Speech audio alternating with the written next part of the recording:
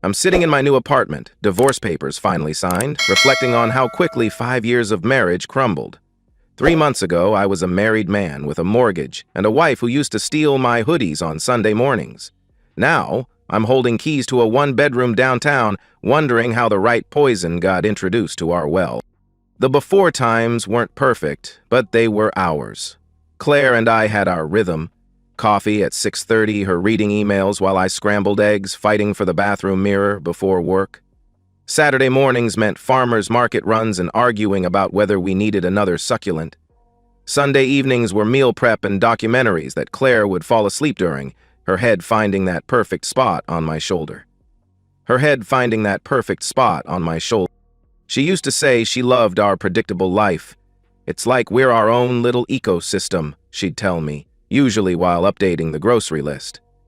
Claire thrived on routine, on the quiet intimacy of knowing exactly how the other person took their coffee.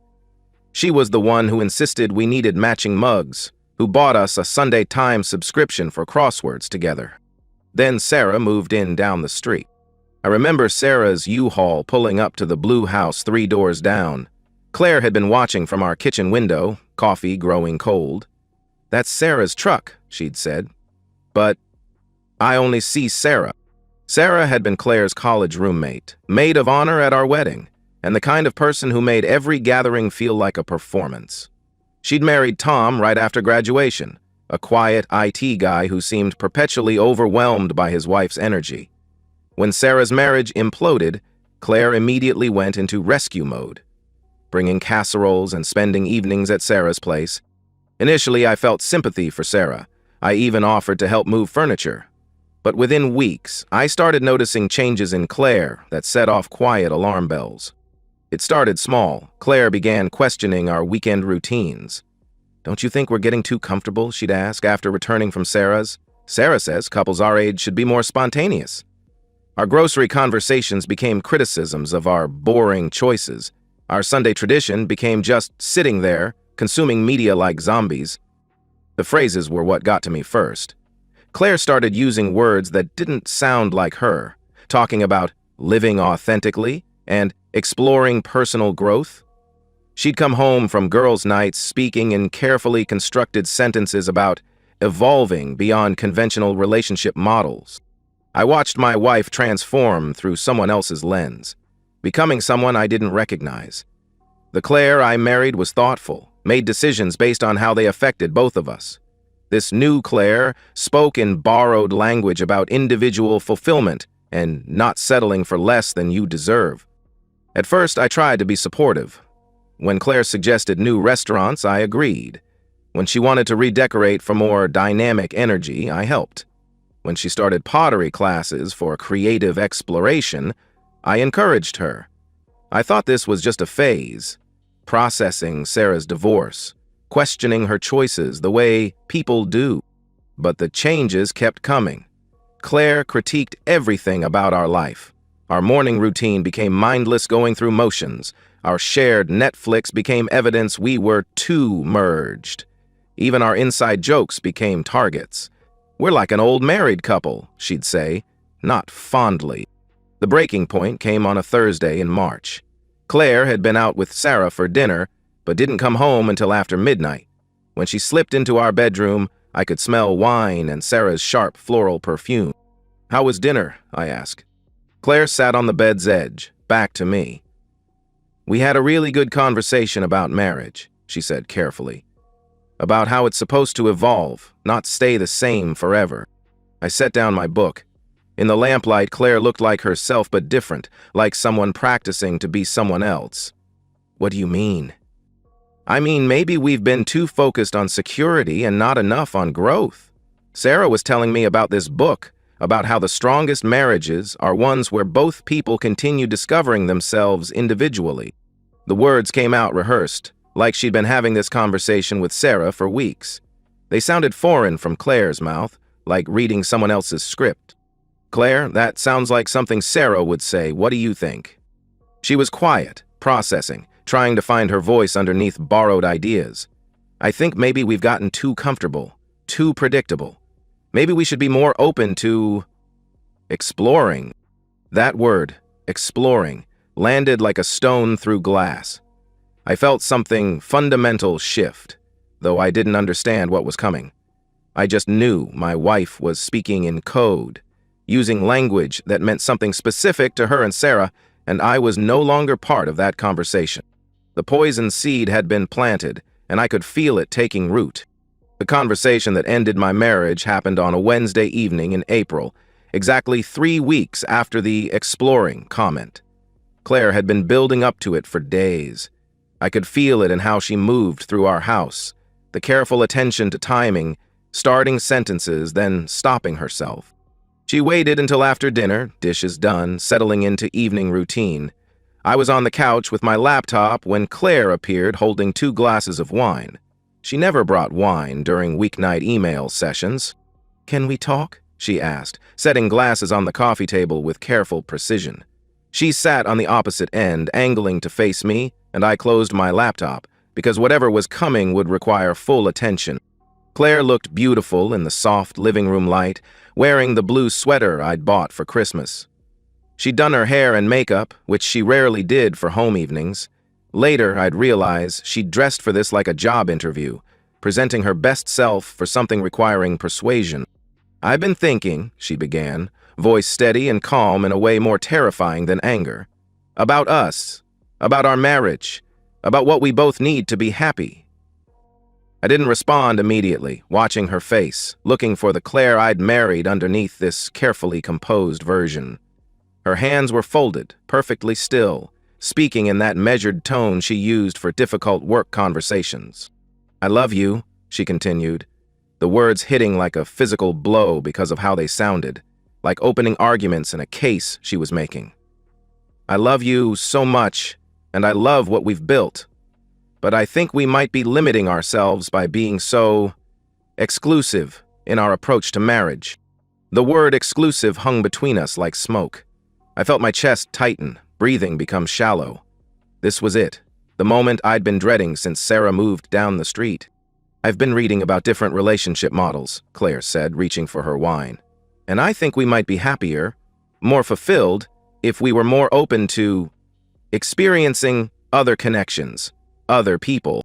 She said it so calmly, so reasonably, as if suggesting a new restaurant. But I heard it for what it was, a carefully worded request for permission to cheat with my blessing. I didn't respond immediately. I was experiencing something strange, not the explosion of rage I might have expected, but cold, crystal clear understanding. In that moment, I realized our marriage was already over. Not because of what she was asking, but because she was asking it at all. "This isn't about not loving you," Claire continued, interpreting my silence as consideration rather than horror. "This is about growth, about not limiting ourselves to one person for all our needs. Sarah's been exploring this, and she says it's actually made her understand herself better." There it was, Sarah's name, finally spoken. The architect of this moment, the poison dripping into my wife's ear for months. "So you want an open marriage?" I said quietly. Claire nodded, relief in her face that I'd understood. "I think it could be really healthy for us. A way to explore parts of ourselves we might not have discovered otherwise. It doesn't have to change what we have. It could actually strengthen it." I looked at this woman I'd loved for 7 years, lived with for 5, and realized I was looking at a stranger. The Claire I'd married would never have had this conversation. She understood that asking your spouse for permission to sleep with others was, itself, betrayal. "Have you already found someone?" I asked. Claire's careful composure flickered. "It's not like that. This isn't about a specific person. It's about the principle, about being honest about our needs instead of pretending we don't have them." But I could see the lie in her eyes. This was about someone specific. She'd already been having conversations, making connections, building justifications. She was asking for retroactive permission for something already begun. "I see," I said, setting down my wine. My hands were completely steady, which surprised me. "So you want to stay married to me, live in this house, share our life, but also have freedom to explore other relationships?" "Yes," Claire said hopefully. "Exactly. We could have the security and love of what we've built, but also the excitement and growth from connecting with other people. I nodded slowly, processing not just what she was saying, but what she wasn't. She expected me to negotiate. She expected this to be a discussion where I might express concerns or set boundaries. She expected me to treat this as reasonable from someone who loved me. But sitting there, I experienced something I'd never felt before: complete emotional detachment from someone I'd loved deeply. It was like a switch flipped, and suddenly I could see our entire relationship with perfect clarity. Claire had been cultivating desires and fantasies that excluded me. She'd been building a case for why our marriage wasn't enough, why I wasn't enough. She'd been planning this conversation for weeks, never once considering my response might be anything other than reluctant agreement. "If that's what you want," I said calmly, "you can have it." Alone. Claire's face went white. "What do you mean?" "I mean, if you want to explore other relationships, you're free to do that. But you'll be doing it as a single woman, not as my wife." "David, that's not—" Claire scrambled to her feet, reaching for me. "I'm not asking for divorce. I'm asking for us to evolve together." I stepped back from her reaching hands. "Claire, the moment you decided you wanted to sleep with other people, you ended our marriage. You just wanted me to give permission first." "You're overreacting," she said, panic in her voice. "This is about growth, about not limiting ourselves. Lots of couples do this. Sarah says—" "I don't care what Sarah says," I interrupted. "Sarah's marriage ended. Is that what you want?" Claire's eyes filled with tears. "I want us to be happy. I want us to have everything we need." "What I need," I said quietly, "is a wife who doesn't want to f*** other people. Since that's not you anymore, we're done." The words came out calmly, without anger, and I could see my lack of emotion was more devastating than rage would have been. She'd prepared for me to be upset, to need convincing, to require emotional labor. She hadn't prepared for me to simply opt out entirely. "David, please," she said, tears streaming. "Can we just talk about this? Can we just slow down and think?" But I was already moving toward the stairs, toward our bedroom, toward the overnight bag I would pack before sleeping in the guest room. "There's nothing to think about. You've made your choice. Now I'm making mine." I left Claire standing in our living room, still holding her wine glass. I could hear her crying as I packed, hear her making phone calls, probably to Sarah, probably looking for support in her decision to blow up our marriage. But I felt nothing except strange relief. For the first time in months, I knew exactly what I was doing and why. Claire had shown me who she'd become, and I was choosing not to be married to that person. It was the clearest decision I'd ever made. The power of silence is something most people never understand. They think power comes from shouting, dramatic gestures, forced confrontations. But real power, the kind that changes everything, comes from simply withdrawing your participation in someone else's disrespect. I didn't slam doors or throw things or demand explanations. I didn't give Claire the explosive reaction she might have expected. Instead, I became methodical, strategic. I began carefully removing myself from our shared life with the same precision I'd once used to build it. The morning after our conversation, I woke up in the guest room and started a document on my laptop. I titled it Timeline and began recording everything about the past 3 months. Not for legal purposes, our divorce would be straightforward, but for psychological clarity. I needed to see the pattern, understand how we'd gotten here. March 15th, Claire mentions Sarah's book about evolving marriages. First use of living authentically. March 22nd, Claire criticizes our boring routine, suggests more spontaneity. March 30th. Claire comes home late from Sarah's, talks about exploring possibilities. April 18th, the ask. Writing it down, I could see the campaign Claire had been running, maybe not consciously but systematically. She'd been preparing both of us for this moment, laying groundwork, testing reactions, building her case. The woman I'd married had been replaced by someone who thought our relationship was a project to optimize rather than a bond to honor. I took a personal day and spent it getting affairs in order. I opened a new checking account where Claire wasn't authorized. I transferred half our savings, exactly half, and closed joint credit cards. I found a lawyer specializing in uncontested divorces and made an appointment. By the time Claire came home from work, I had already begun legally separating our lives. She found me in the home office, organizing financial documents. "What are you doing?" she asked. "Preparing for the divorce," I said without looking up. "I'm dividing our assets 50-50. You can have the house if you want. You'll need to refinance to remove my name."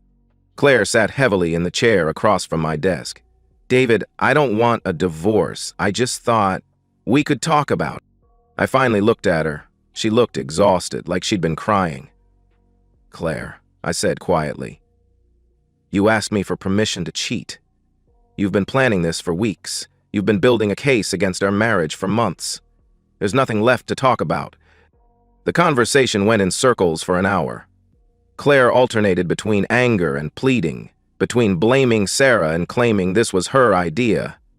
I listened with the detachment of someone watching a performance, recognizing she was cycling through every manipulation tactic she could think of.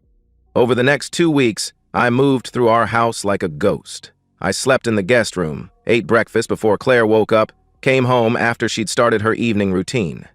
I wasn't trying to punish her. I was simply removing myself from situations where she might try to re-engage me.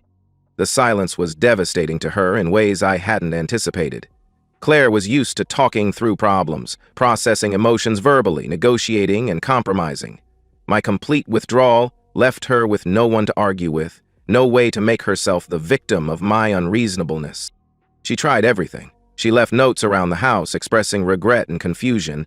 She made elaborate dinners that I politely declined, eating granola bars in the guest room instead. She even cleaned my car and left flowers on the windshield. Gestures that would have meant something a month ago, but now felt like attempts to buy back something no longer for sale. The worst part for Claire was that I wasn't angry. She could have worked with anger, fought against it, framed my reaction as overreaction. But my calm, complete disengagement left her nowhere to go. I was polite when we had to interact, practical when we discussed logistics, and entirely emotionally unavailable for anything else. I even ran into Sarah at the grocery store during this period. She was in produce, looking uncomfortable when she saw me approaching. "David," she said, voice overly bright. "How are you doing?"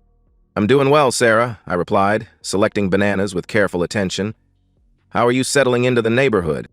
We made small talk for exactly 3 minutes. I asked about her new job, mentioned her house had good natural light, complimented her landscaping choices.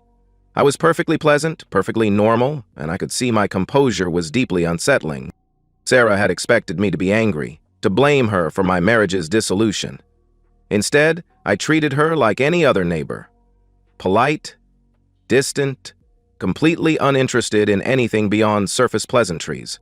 "I hope you and Claire can work things out," she said finally, fishing for information. "Claire and I are getting divorced," I replied pleasantly. "But I'm sure she'll be fine. She's been talking about wanting to explore new possibilities." Sarah's face went white. I'd used her own language, the phrases she'd fed Claire, but stripped of romantic idealism. Hearing them reflected back, Sarah seemed to realize for the first time that her influence had destroyed an actual marriage. That 3-minute conversation was its own form of psychological warfare. By refusing to engage with Sarah's guilt or need for absolution, by treating her as inconsequential to my life, I'd made it clear that I saw her for exactly what she was, a person who destroyed stable relationships to validate her own choices. My final night in our house, I packed the last belongings while Claire slept.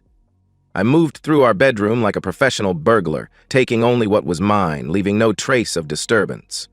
I took my books, clothes, my grandfather's watch, and the small wooden box with cufflinks.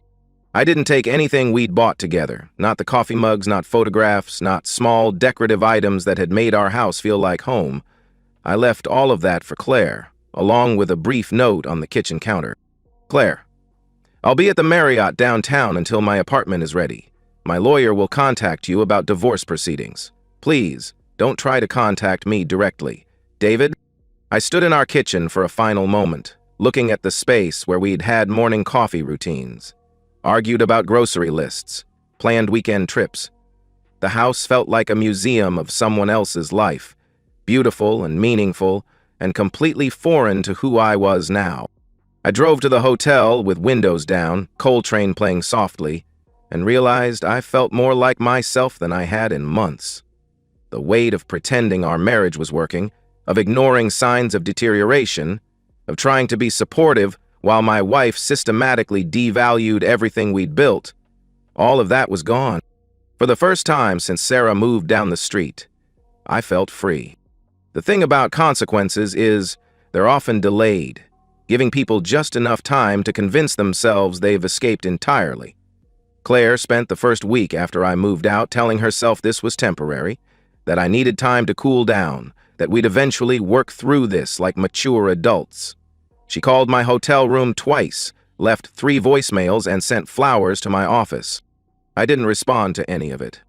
My lawyer, Janet Morrison, was a woman in her 50s with silver hair and calm competence from handling hundreds of divorces.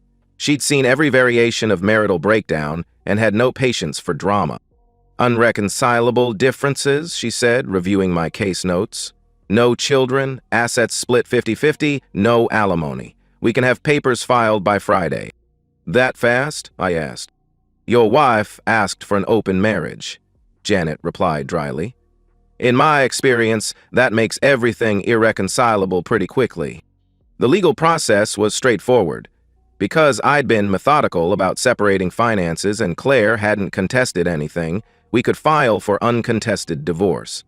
The whole thing would be finalized in 60 days. But while legal machinery ground forward, emotional reckoning was just beginning for Claire. I learned about it through mutual friends. People who'd known us as a unit and were now trying to understand how we'd become 2 separate individuals. My friend Marcus called me the second week. He and his wife Jenny had been couple friends, the kind we'd had over for dinner parties and weekend barbecues. Jesus, David, Marcus said. Jenny just talked to Claire. She's completely falling apart. I'm sorry to hear that, I replied, and meant it. I didn't take pleasure in Claire's distress, but I also didn't feel responsible for it. She says you won't return her calls, that you're refusing to talk. There's nothing to talk about, I said. We're getting divorced. The lawyers are handling details. Marcus was quiet. Look, man, I don't know what happened, but don't you think you should at least try to work it out? You guys were together for 5 years. I'd been expecting this conversation.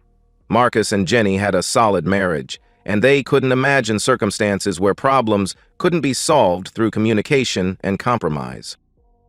Marcus, I said carefully, if Jenny came to you tomorrow and said she wanted to open up your marriage, that she needed to explore relationships with other men, what would you do? The silence lasted almost 30 seconds.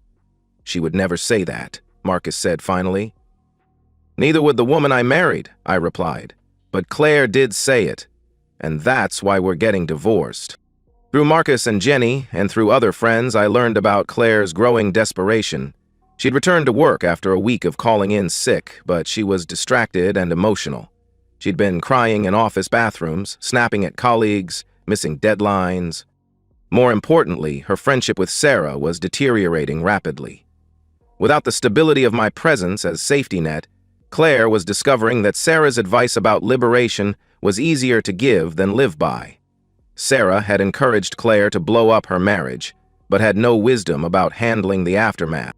Jenny told me Claire had shown up at their house one evening, crying and asking if they thought I might change my mind.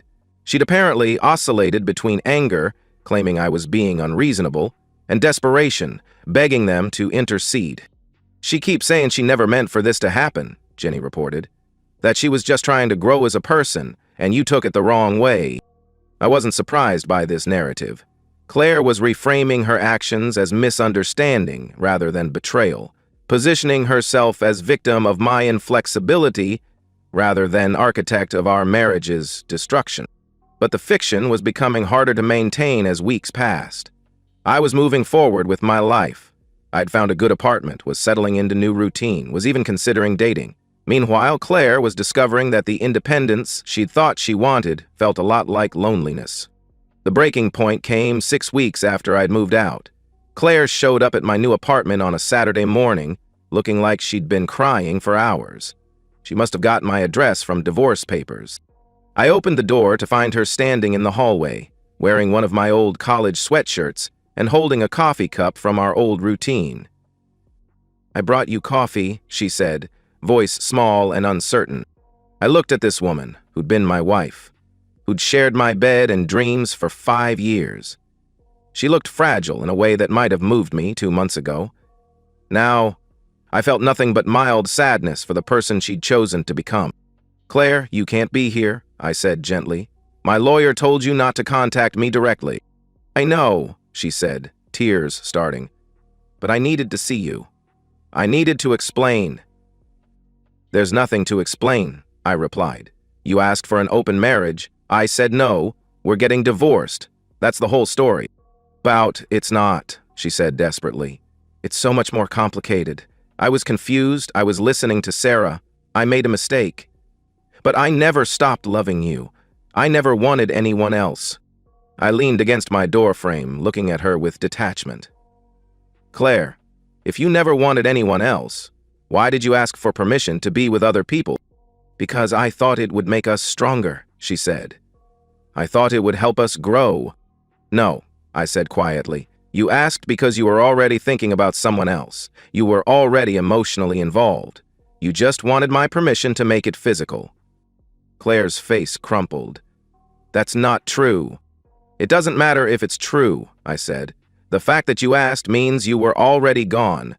You just wanted me to give you permission to leave." She stood there in my hallway, holding the coffee, crying like someone who'd just realized they'd made an irreversible mistake. And maybe she had. But her regret wasn't about hurting me. It was about consequences to herself. "I can't do this," she whispered. "I can't be alone. I can't handle the divorce and the house and everything by myself." "You should have thought of that before you decided our marriage wasn't enough for you," I said, and gently closed the door. I watched through the peephole as Claire stood there for another 5 minutes, maybe hoping I'd change my mind, maybe just trying to process what had happened. Finally, she set the coffee cup down outside my door and walked away. I never drank the coffee. I let it sit there until the building's cleaning service disposed of it, a final offering from someone who'd finally understood the magnitude of what she'd lost. But understanding and regret aren't the same as genuine remorse. Claire's pain was real, but it was pain of consequences, not pain of recognition. She was sorry she'd lost me, sorry she'd lost our life together, sorry she'd listened to Sarah's advice. But she still didn't seem to understand that asking for an open marriage had been a betrayal of everything we'd built together. That distinction between regret and remorse was why my door stayed closed, and why, for the first time in months, I felt completely at peace with my decision. 10 months later, I'm sitting in my apartment on a Sunday morning, coffee in hand, working on the crossword that Claire and I used to do together. I solve it in 37 minutes, a personal record, and realize I haven't thought about her in nearly a week. The transformation has been gradual but profound. I wake at 7:15 now, drink my coffee black, make decisions based solely on my own desires. I bought a leather chair Claire would have hated. Too masculine, too impractical. I listen to jazz at volumes that would have bothered her. I eat cereal for dinner without apologizing to anyone. The divorce was finalized 4 months ago. Claire kept the house, but had to refinance and take on a roommate. The roommate isn't Sarah. Their friendship imploded 3 months after I moved out. Sarah moved to Portland in August, claiming a fresh start. According to Jenny, Claire had finally confronted Sarah about her role in destroying our marriage. The confrontation was ugly, with Claire accusing Sarah of giving advice she'd never had to live with the consequences of. Sarah responded that Claire had made her own choices and needed to take responsibility.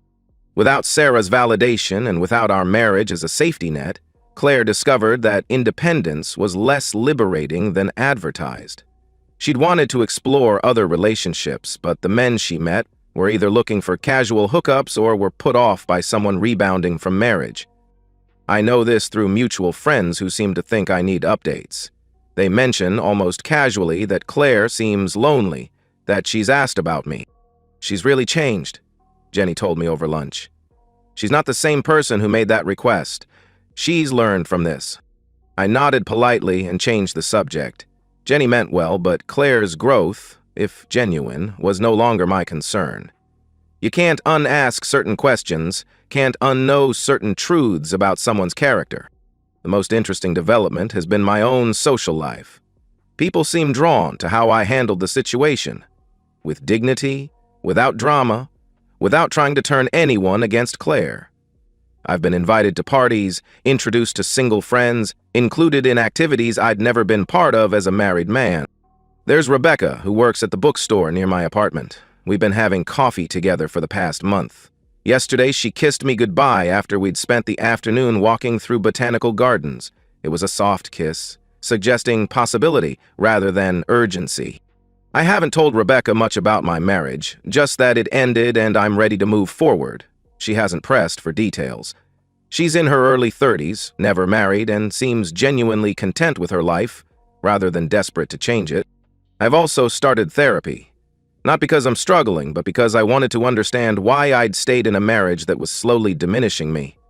Dr. Williams helped me see that my tolerance for Claire's growing dissatisfaction had been self-abandonment. You gave up parts of yourself to accommodate her unhappiness, she observed.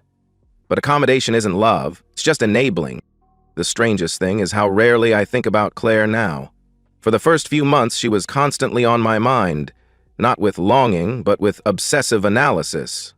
But gradually, she's faded from daily consciousness.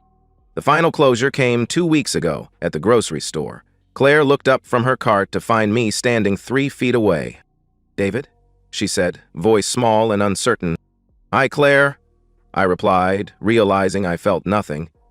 No anger, no sadness, no lingering connection. "Oh, how are you?" she asked. "I'm doing well. You?" "I'm managing. The house is good. Work is good. I've been thinking about going back to school." We stood there, 2 people who used to share everything and now had nothing to say. "I think about us sometimes," she said finally. "About what happened. I hope you're happy," I said, and meant it. "I hope you find what you're looking for." Claire's eyes filled with tears.